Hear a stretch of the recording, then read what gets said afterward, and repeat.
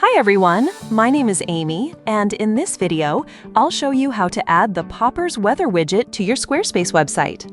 A weather widget can help you display live weather updates, improve user engagement, and make your website more interactive and useful for visitors. So let's get started. Now go to your Popper dashboard. Once you're there, click on Widgets, and after that, click Create New Widget. Now search for Weather in the search bar. After that, you'll see an option to select a layout. Choose any layout you prefer.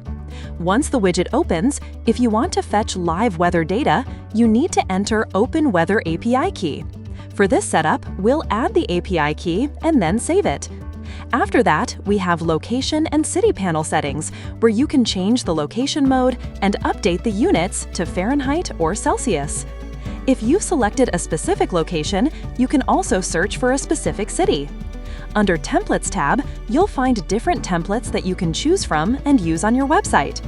In the Appearance section, the settings will change based on the template you selected, so if you switch templates, the appearance options will update too. You can also preview the widget in mobile view by clicking the option in the top right corner. And if needed, you can test it in both dark mode and light mode. This only changes the color of the editor background. Once you're happy with the customization, click Install Widget. After that, you'll get an installation code. Copy the code and go to your Squarespace site editor. Inside the editor, add a code block, then paste the installation code into it. After that, save your changes.